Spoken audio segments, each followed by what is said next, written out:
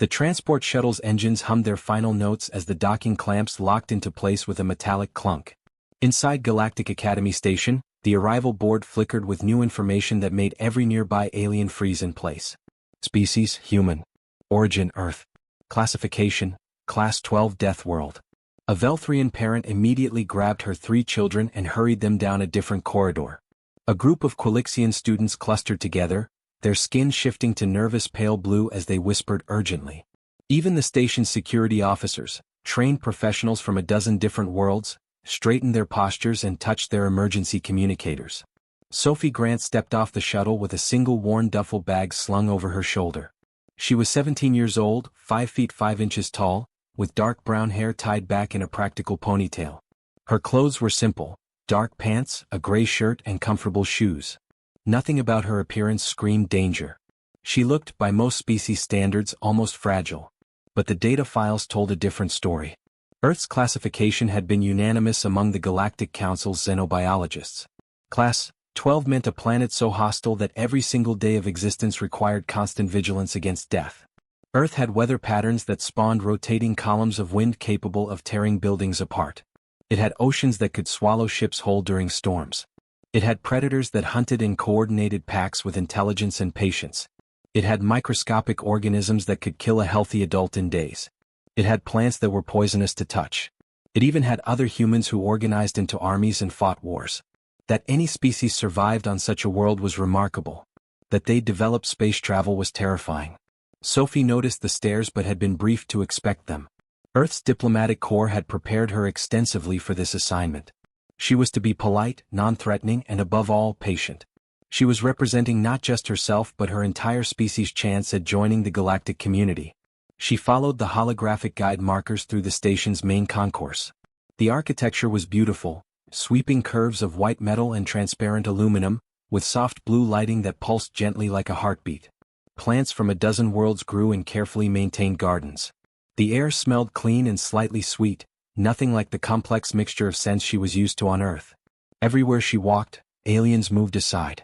Some pressed themselves against walls. Others simply fled down side corridors. A small Plindan child stared at her with all 4 eyes wide until its parents scooped it up and rushed away. Sophie kept her expression neutral and her movements slow and predictable. She'd been taught that sudden gestures could trigger prey species' panic responses. She kept her hands visible and her posture relaxed. The registration desk was staffed by a tall Plindan with pale green skin and 4 delicate arms. When Sophie approached, the administrator's hands trembled so badly that it dropped its data tablet twice. Hello. Welcome to Galactic Academy Station. Name please? Sophie Grant, she said softly, keeping her voice gentle. I'm the exchange student from Earth. Yes, of course. We've been expecting you. The administrator's eyes darted to a security monitor, as if checking that backup was nearby. Your credentials have been processed. You're assigned to Sector 7, Level 3, Room 47B. Station gravity is set to galactic standard, approximately 0.8 of Earth normal. Atmospheric composition is standard as well, which your species file indicates is breathable for you. Thank you so much, Sophie said with a genuine smile. I really appreciate your help. The administrator blinked in surprise. The human's teeth were visible when she smiled, blunt and white, not the sharp fangs expected from a Deathworld predator. Her tone was warm and friendly. For just a moment, the Plindan's terror eased slightly. You're welcome. If you need anything, please use the room's communication panel. Orientation begins tomorrow at 8th hour. Sophie nodded and headed toward the residential sectors. The corridors were wide and well lit, with dozens of other students moving between classes and dormitories. She passed a group of Threxian students, tall insectoid beings with glossy black carapaces. They stopped their conversation the instant they saw her, their antennae pressing flat against their heads in a fear response. A pair of Zelthari, looking like upright otters covered in blue fur, literally ran when she turned a corner. One of them dropped a data pad in its haste to escape. Sophie picked it up and called after them, "Excuse me, you dropped this," but they were already gone, disappeared around the next corner. She sighed and left the data pad on a nearby bench where they could retrieve it safely. Room 47B was modest but comfortable. 2 sleeping platforms, 2 study desks, shared storage, and a small hygiene facility. One side of the room was already occupied. Her roommate had decorated her space with soft fabrics in shades of silver and blue, and there were several small trinkets arranged carefully on the desk. The roommate herself was pressed into the far corner when Sophie entered. She was a Fenari, one of the prey species from the outer rim. She looked like Earth's foxes might if they'd evolved to walk upright, with silver fur, enormous ears and large amber eyes that were currently dilated with fear. She was shaking. "Hi," Sophie said, stopping just inside the doorway and making no move to enter further. "I'm Sophie. I think we're roommates." The Fenari's ears twitched but remained flat against her skull. "I am Elwesis. It's really nice to meet you, Elwes." Sophie slowly set her duffel bag down and sat on the floor, making herself smaller and less threatening. "I promise I'm not going to hurt you. I know Earth has a scary reputation, but I'm just here to study like everyone else." "You're from a Class 12 world?" Elwesis whispered. "Your planet has predators that hunt in packs. Weather that kills thousands. Diseases that—" "Yeah, Earth can be dangerous," Sophie admitted. "But humans are used to it. And we're not violent just for fun. I don't want to hurt anyone here. I just want to learn and make friends." Elwes's ears lifted slightly. "Friends? If you're willing," Sophie said. "I understand if you need time. This is probably really strange for you." Over the next hour, Sophie unpacked slowly, talking softly about harmless topics. She showed Lyss pictures of Earth, carefully selected ones showing beautiful landscapes rather than hurricanes or predators. She explained that yes, Earth was dangerous, but humans had learned to build cities and farms and safe spaces. She told funny stories about her younger brother and her pet cat. Gradually, Lyss relaxed. By evening they were sitting together, still with considerable distance between them, while Sophie helped Lyss with a xenobiology assignment. "You're not what I expected," Lyss admitted finally. Sophie smiled. "I get that a lot." The first week passed quietly. Sophie attended her classes, always sitting in the back to avoid crowding other students. She was polite to her professors and never spoke unless called upon. In the cafeteria, she ate alone because no one would sit near her. During group projects, partners were assigned rather than chosen because no one volunteered. But she remained patient and kind, exactly as Earth had asked her to be. The cafeteria incident happened on Sophie's 8th day at the academy. She was carrying her meal tray, a careful selection of foods her digestive system could handle, when a massive shadow fell across her path. She looked up and up, past armored chest plates and thick-muscled arms, to meet the cold yellow eyes of a Crethix. His name was Dravix, though Sophie did not know this yet. He stood nearly 8 feet tall, with scales the color of dried blood and claws that could tear through most metals. His species came from a Class 7 world, dangerous by galactic standards but relatively safe compared to Earth. The Crethix were proud warriors, apex predators on their own planet, and they dominated the social hierarchy wherever they went. Dravix did not move. He simply stood in the middle of the walkway, his massive frame blocking the entire path. Other students quickly diverted around him, giving him a wide berth. Sophie stopped and waited politely. 5 seconds passed. Then 10. Dravix stared down at her, his jaw slightly open to display rows of serrated teeth. It was a dominance display, meant to trigger fear responses in prey species. Most beings would have fled immediately. Sophie simply stood there, her expression calm and neutral. She shifted her weight slightly, balancing the tray more comfortably. After 15 seconds she spoke quietly. "Excuse me, could I please get past?" Dravix's eyes narrowed. The small creature before him showed no fear scent, no trembling, no submission. This was wrong. Unnatural. He made a low rumbling sound in his chest, a growl that made nearby students freeze in terror. Sophie waited another moment, then simply stepped around him, moving smoothly to the side and continuing toward an empty table. She sat down and began eating as if nothing had happened. Behind her, Dravix stood frozen, confusion and anger mixing in his predatory brain. She had not submitted. She had not even acknowledged his superiority. She had just dismissed him. The next day, Sophie was walking to her xenobiology class when Dravix appeared again, this time stepping directly in front of her so suddenly she nearly collided with his chest. Her data pad and 2 physical books tumbled from her arms, scattering across the corridor floor. "Oh," Sophie said softly. She knelt down and began gathering her materials. Dravix stood over her, his shadow engulfing her completely. Other students hurried past, their eyes averted. No one would interfere with a Crethix establishing dominance. Sophie collected her books carefully, checking that none of the pages were damaged.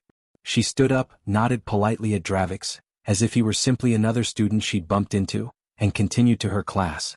Dravix watched her go, his claws flexing in frustration. It became a pattern. Every day, sometimes multiple times per day, Dravix would find Sophie. He would block her path in corridors. He would accidentally knock items from her hands. He would sit at the table next to hers in the library and slam his claws down loudly, making everyone jump except her. He would follow her through the common areas, always just close enough to be threatening. Sophie never reacted.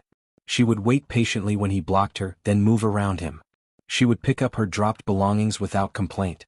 She would continue reading when he tried to intimidate her. Her heart rate never increased.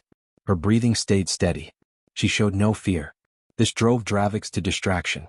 His entire social structure was built on dominance and submission. The strong ruled, the weak obeyed. It was natural law. But this tiny human from the Deathworld simply refused to acknowledge the rules.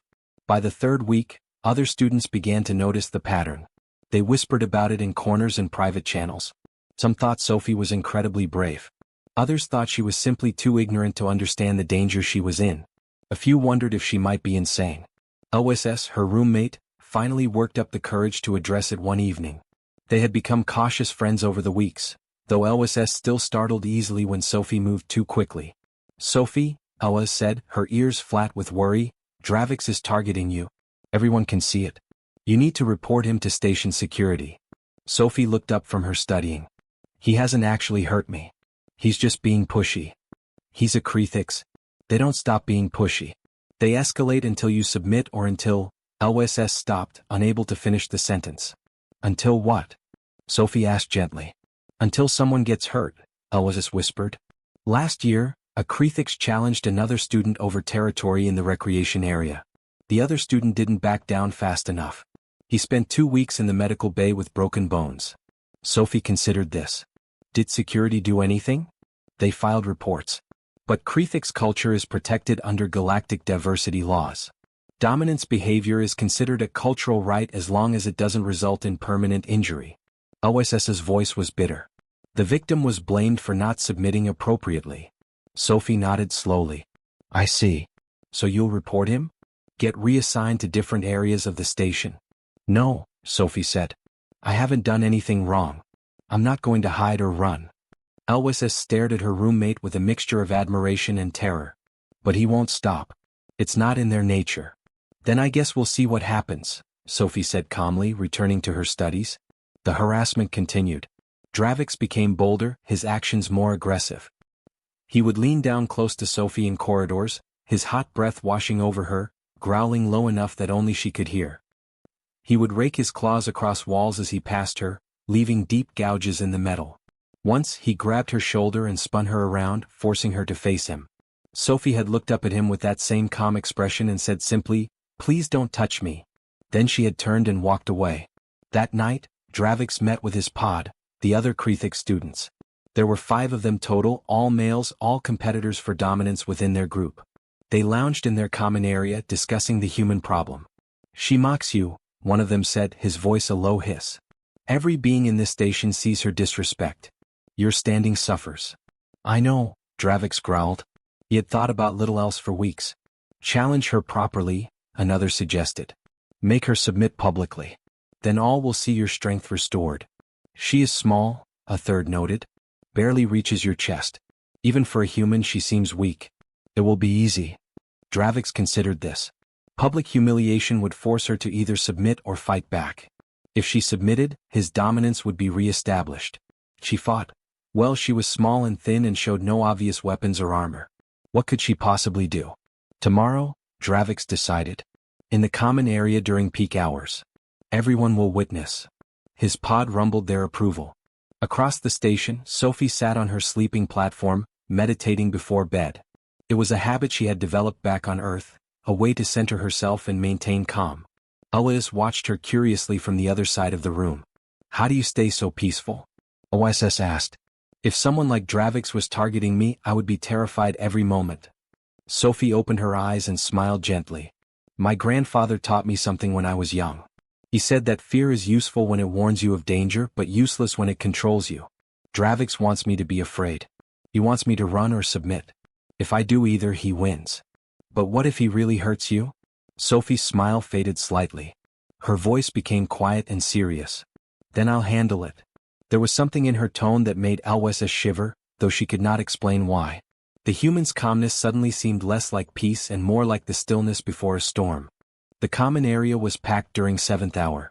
Students from 24 species gathered between classes, socializing in clusters, studying at tables, or relaxing on the cushioned seating areas. The space was designed to encourage interaction, with high ceilings, abundant natural light from the viewing ports, and comfortable furniture arranged in informal groupings. Sophie sat alone in a corner chair, reading a book on galactic trade law. She had chosen this spot specifically because it was out of the main flow of traffic and gave her a view of the entire room. Her data pad lay on the small table beside her, along with a cup of tea that had long since gone cold. She was aware of Dravix the moment he entered. It was hard not to be. The Krethix made noise wherever he went, his heavy footsteps and rattling scales announcing his presence. Conversations quieted as he passed. Students moved aside without being asked. Sophie did not look up from her book. She turned a page and continued reading. Dravix's pod entered behind him, fanning out to strategic positions around the room. They were creating a barrier, ensuring that what was about to happen would have maximum visibility with minimum interference. Other students recognized the formation immediately. Something was happening. Something bad. The whisper started instantly. Data pads came out, recording devices activated. Within seconds, the news was spreading through the station's student network. A Krethix was making a challenge. The target was the human. Elwadis burst into the common area, her ears flat against her skull in panic. She spotted Sophie and started toward her, but one of Dravix's pod members stepped into her path. The Krethix did not touch her, simply stood there, an immovable wall. Aloysia stumbled backward, her eyes wide with fear. Sophie heard the change in the room's atmosphere. The quality of silence shifted from casual to tense. She marked her place in the book with a finger and looked up. Dravix stood 10 feet away, his yellow eyes locked on her. He was not bothering with subtlety anymore. His stance was aggressive, his claws extended, his jaw slightly open to display his teeth. Every line of his body screamed threat and dominance. Sophie closed her book carefully and set it on the table. She remained seated, her posture relaxed, her hands folded in her lap. She looked at Dravix with calm, steady eyes. "Can I help you?" she asked quietly. The question infuriated him. She was still treating him like an equal, like someone she could dismiss with polite words. He took 3 heavy steps forward, closing the distance between them. He loomed over her, 8 feet of muscle and scale and rage. "You do not show proper respect," he said, his voice a deep rumble that carried across the now silent room. "You do not acknowledge your place. This ends now." Sophie tilted her head slightly. "I've been respectful to everyone here, including you. I haven't done anything to you." "You exist incorrectly," Dravix snarled. The words came out harsher than he intended, but they were true to his feelings.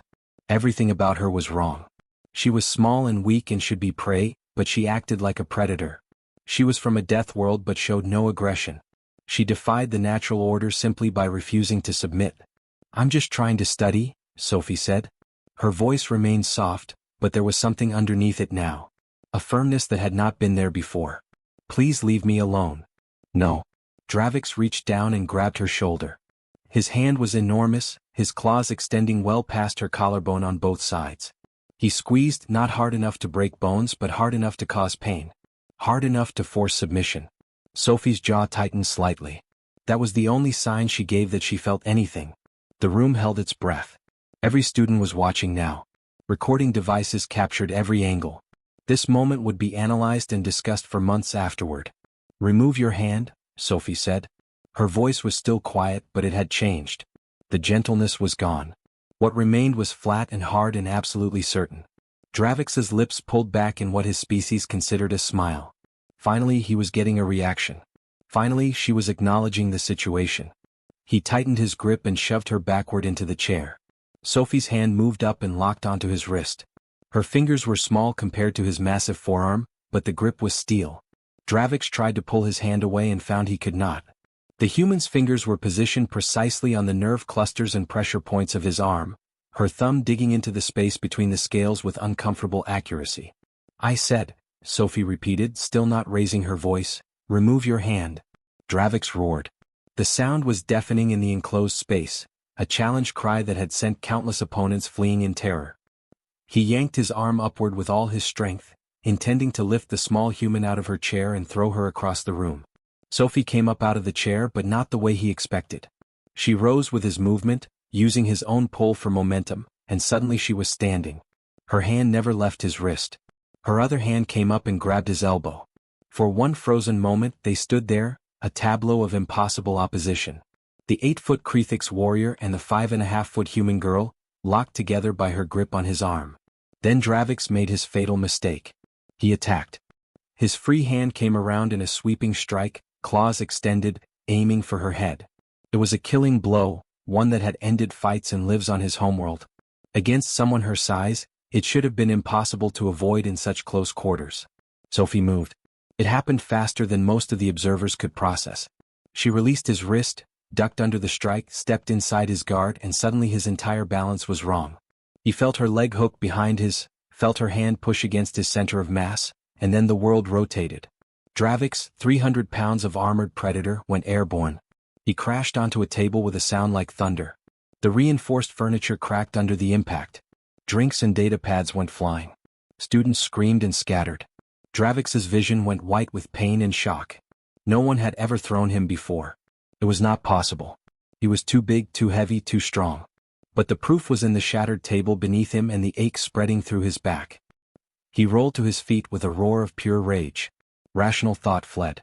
He was operating on pure instinct now, the ancient predator brain that knew only fight or flee, and he had never fled from anything in his life. He lunged at Sophie with everything he had, both arms extended, claws spread, jaws open. He would tear her apart. He would. Sophie sidestepped. The movement was minimal, efficient, perfectly timed. Dravix's momentum carried him past her, and as he went by, she grabbed. Her arm wrapped around his thick neck from behind, her other hand locked onto her own wrist, and she pulled herself up onto his back. Dravix thrashed wildly, spinning and reaching back, trying to dislodge her. His claws raked empty air. She was positioned perfectly in his blind spot, her weight distributed in a way that made her impossible to shake off. And then the pressure started. Sophie's arm was positioned across his throat, not crushing his windpipe but compressing the major blood vessels on either side of his neck. It was a blood choke, a technique refined over thousands of years of human martial arts. It did not rely on strength. It relied on knowledge, precision, and pressure. Dravix's roars weakened. His vision started to darken at the edges. He staggered, his legs becoming unsteady. The room was spinning. He could not breathe properly. He could not think clearly. His survival instinct screamed at him to submit, to tap out, to surrender, but his pride would not let him. He was Krethix. He was dominant. He could not lose to prey. His legs buckled. He dropped to one knee, still trying to reach behind himself, still trying to fight. Sophie's grip never wavered. Her expression was invisible to the watching crowd, hidden behind Dravix's bulk, but Elwes would later describe it as focused and sad. Dravix's second knee hit the floor. His arms dropped to his sides, too heavy to lift. The darkness rushed in from all sides. Dravix's massive body went limp. His arms fell completely slack at his sides, his legs folded beneath him, and his weight became dead mass pulling downward. Sophie held the chokehold for exactly 2 seconds longer, counting in her head the way her grandfather had taught her, ensuring he was fully unconscious and would not wake up swinging. Then she released him. The Krethix slumped forward onto the floor with a heavy thud that shook the nearby furniture. His chest rose and fell in steady breaths. He was alive, uninjured except for his pride, and would wake up in approximately 30 seconds with nothing worse than a headache and confusion. Sophie stepped back from his body, her own breathing slightly elevated but controlled. She rolled her shoulders once, loosening the tension, and looked around the common area. Absolute silence greeted her. Over 100 students from dozens of species stood frozen, staring at her with expressions ranging from shock to terror to awe. Data pads were still recording. Mouths hung open. Not a single being moved. Sophie's eyes found Elwes in the crowd. Her roommate was pressed against the wall, trembling but unable to look away. Sophie gave her a small, reassuring nod. The spell broke. Suddenly everyone was talking at once, a cacophony of voices in multiple languages. Students were backing away from Sophie, creating a wide circle around her and the unconscious Krethix. Others were frantically sending messages on their devices. A few were already running from the room. The other members of Dravix's pod stood frozen in their positions around the room. They stared at their leader's collapsed form, then at the small human who had put him there. Their instincts were in complete conflict. Pack loyalty demanded they avenge their leader. Survival instinct warned them that attacking this creature would be suicide. One of them, slightly smaller than Dravix but still massive by human standards, took a hesitant step forward. His claws extended. His muscles tensed. Sophie turned to face him directly. She did not adopt a fighting stance. She simply stood there, balanced and ready, her dark eyes meeting his yellow ones without fear or aggression. Just calm certainty. The Krethix stopped. Something in her gaze made his scales prickle with warning. She was not threatening him. She was not posturing. She was simply showing him the truth. If he attacked, he would end up like Dravix. It was not a boast. It was a fact. He lowered his claws and stepped back. Station security arrived within 90 seconds, alerted by the automated monitoring systems that had detected the altercation. 4 officers in full tactical gear rushed into the common area, weapons drawn, expecting to find carnage. Instead, they found an unconscious Krethix on the floor and a calm human girl standing nearby. The disconnect between the alert level and the scene before them made them pause. "Nobody move," the lead officer, a Quellan with blue skin and 4 arms, shouted. Her multiple eyes scanned the room rapidly, trying to assess the threat level. "I'm not moving," Sophie said quietly, raising her hands slowly to shoulder height, palms open and visible. "He attacked me. I defended myself. He's unconscious but unharmed. He'll wake up soon." The officer's translator device struggled with Sophie's calm tone. Humans from Deathworlds were supposed to be aggressive, violent, unpredictable. This one sounded like she was reporting a minor scheduling conflict. "You," the officer pointed at Sophie with 2 of her arms while the other 2 kept weapons trained on her. "Do not move. You," she gestured at the surrounding students, "clear the area immediately. Medical team to Common Area 7, Priority 2. The students scrambled to obey, flooding toward the exits. LSS tried to stay but was swept along with the crowd. She looked back at Sophie with worried eyes, but Sophie gave her another small nod. "It's okay. I'm okay." Within minutes, the common area was cleared except for security, medical personnel, and Sophie. The medical team examined Dravix quickly, scanning him with handheld devices. Oxygen deprivation to the brain, temporary unconsciousness, no permanent damage, the lead medic reported. Classic chokehold technique. Whoever did this knew exactly what they were doing. Maintain pressure just long enough for unconsciousness but released before any brain damage could occur. The security officer looked at Sophie with new understanding and concern. "You did this?" "He attacked me," Sophie repeated. "I asked him to stop. He didn't. I defended myself." "You rendered a Krethix warrior unconscious in hand-to-hand combat." The officer's voice was flat with disbelief. "Yes. You're aware that Krethix are classified as one of the most dangerous warrior species in the galaxy?" Sophie's expression remained neutral. "I'm aware that he grabbed me, shoved me, and then tried to claw my head off. I'm also aware that I'm standing here and he's lying there unconscious. What else would you like me to be aware of?" There was no arrogance in her voice, no pride, just simple statement of fact. The security officer found this somehow more unsettling than if Sophie had been boastful. Dravix groaned. His eyes flickered open, unfocused and confused. "What, where?" "Easy," the medic said, holding him down with surprising strength. "You lost consciousness. Stay still while we finish scanning you." Memory returned to Dravix in pieces. The challenge. The grab. The throw. The darkness. He turned his head and saw Sophie standing calmly between 2 security officers, her hands still raised in non-threatening position. Their eyes met. In that moment, Dravix understood what he had failed to grasp before. This was not prey. This was not even a fellow predator. This was something his species had no category for, a being that possessed overwhelming capability for violence but chose not to use it until absolutely necessary. She had not attacked him. She had neutralized him. There was a difference and it was profound. "The human," he rasped. "She defended herself. I attacked. She stopped me." The security officer's multiple eyes widened. A Krethix admitting defeat was almost unheard of. Admitting defeat to prey was completely unprecedented. "Can you walk?" the medic asked. Dravix tried to stand and found his legs shaky but functional. 2 medics supported him, one on each side. As they helped him toward the exit, he paused level with Sophie. "How?" he asked simply. Sophie looked at him for a long moment. "On my world, Everything is trying to kill you. The weather, the animals, the plants, sometimes even the ground itself.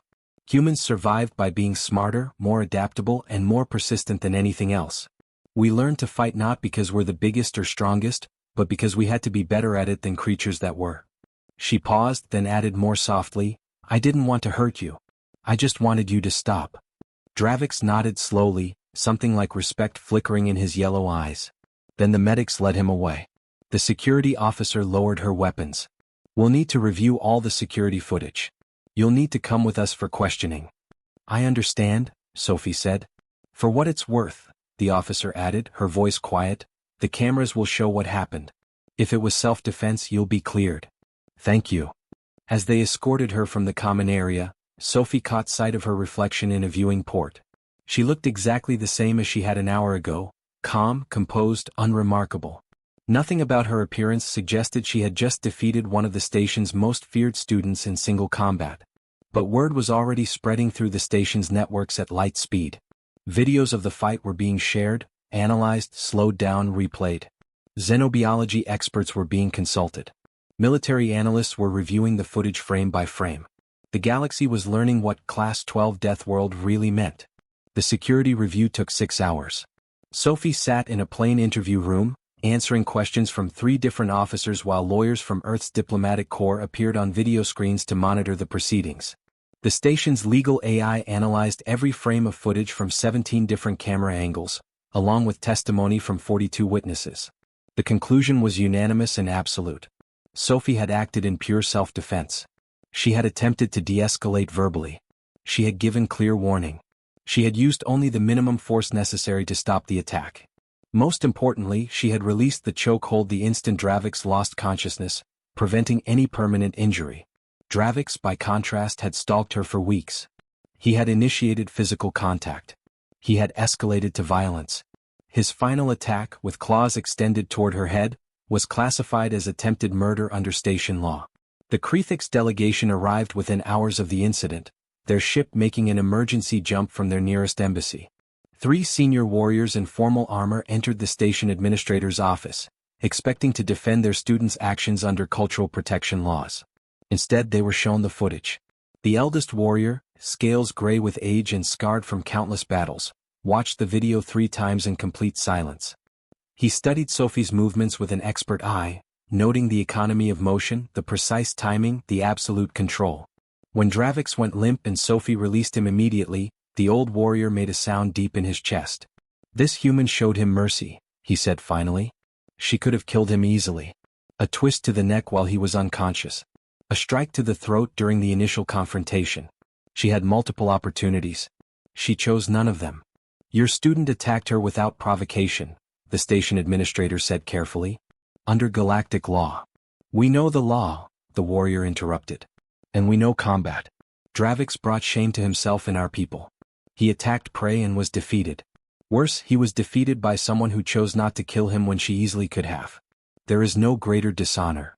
He turned to his companions. Dravix is expelled from the academy and from consideration for warrior training. He will return home to face judgment from the elders. The administrators exchanged glances. They had expected arguments, threats of political retaliation, demands for the human's punishment. Instead, the Krethix were policing their own. However, the old warrior continued, we request permission to speak with the human. Sophie grant. An hour later, Sophie was escorted to a private meeting room. The 3 Krethix warriors waited inside, standing at attention. When she entered, they performed a gesture she had never seen before. All 3 placed their right claws over their hearts and bowed their heads. We offer apology for the actions of our student, the elder said. He did not represent our values. Strength exists to protect, not to dominate the innocent. Sophie blinked in surprise. Thank you. I accept your apology. We have reviewed the combat footage extensively, the warrior continued. Your technique is exceptional. Your control is masterful. We would be honored if you would consider teaching our students your methods. True warriors must know not only how to fight, but when to fight and when to show mercy. Sophie was quiet for a moment. I'm just a student here. I'm not a teacher. You taught Dravix a lesson he desperately needed, the warrior said with what might have been a smile. Whether you intended to or not. The news of Sophie's complete exoneration spread through the station even faster than the fight videos had. But the story that circulated now was different. It was not just about a human defeating a Dravix. It was about control, precision, restraint, the ability to protect oneself without becoming a monster in the process. When Sophie returned to her dormitory that evening, she found HFY waiting outside their room with a dozen other students. They parted silently as she approached, their expressions a mixture of respect and lingering fear. "Are you okay?" HFY asked, her ears up and forward with concern. "I'm fine," Sophie said. "Tired but fine. Everyone's talking about what happened. About what you did." HFY hesitated. "About what you could have done but didn't." Sophie nodded slowly. "I'm not here to hurt anyone. I never was." A Threxian student, one of the insectoid species that had previously avoided her, stepped forward nervously. "Is it true? That humans learn to fight because your world is so dangerous?" "Some humans do," Sophie admitted. "My grandfather taught me. He said that on Earth, knowing how to defend yourself is just practical. But he also taught me that the point isn't to win fights. It's to avoid them when you can, end them quickly when you can't, and never use more force than necessary." "Could you?" The Threxian paused, his antennae twitching with anxiety. "Could you teach us? Not to fight like warriors but to protect ourselves the way you do." Sophie looked at the small group of students. They were not predator species. They were the ones who spent their lives being cautious, avoiding confrontation, submitting to stronger beings because they had no other choice. They were asking her not for dominance but for dignity. "Yes," she said. "I can teach you." The self-defense classes started small. Sophie reserved a practice room twice a week and expected maybe 5 or 6 students. 23 showed up for the first session, representing 11 different species. By the third week, she had to move to a larger space to accommodate 40 students. By the end of the month, station administration officially recognized it as a sanctioned academy activity and assigned her a permanent training hall. Sophie taught them the basics: how to fall safely, how to break grips, how to use an attacker's size and momentum against them. She emphasized that these were not fighting techniques but escape techniques. The goal was never to win but to get away safely. She also taught them the philosophy her grandfather had drilled into her. "Your body is a weapon," she would say, "but weapons should spend most of their time in storage. You don't walk around swinging a sword at everything that annoys you." The same principle applies to your training. The classes became famous throughout the station. Students who had never considered themselves capable of self-defense discovered that size mattered less than technique. Prey species learned that they did not have to be predators to be safe. Even a few warrior caste students from various species attended, curious about these human methods that valued control over conquest. Dravix left the station 3 weeks after the incident, escorted by Dravix enforcers. Sophie did not see him go, but she heard he had requested to speak with her before departure. She had declined. There was nothing more to say. Life at the academy settled into a new rhythm. Sophie still sat in the back of her classes, still studied in quiet corners, still spoke softly and moved carefully. But now when she walked through corridors, students nodded to her respectfully. When she entered the cafeteria, space was made for her not out of fear but welcome. HFY had become a close friend, no longer startling at sudden movements, often studying together late into the night. One evening, a month after the incident, Sophie sat in the common area reading. The same chair, the same spot, the same peaceful routine. Students moved around her naturally now, some stopping to greet her, others simply going about their business. A young Plindon student approached nervously, holding a data pad. "Excuse me, Sophie? I'm doing a paper on Deathworld species for my xenobiology class. Could I ask you a question?" "Sure," Sophie said, marking her page. "What's the most dangerous thing about Earth? The predators? The weather? The diseases?" Sophie thought about it for a moment. "Honestly, the most dangerous thing about Earth is that it taught humans to keep going no matter what. We're persistent. We don't give up easily. That's what made us survivors. And that's why you won against Dravix? Persistence?" Sophie shook her head. "I didn't win. There was no winning. He made a choice to attack and I made a choice to stop him safely. That's all." The student nodded thoughtfully and returned to his table. Sophie went back to her book, a small smile on her face.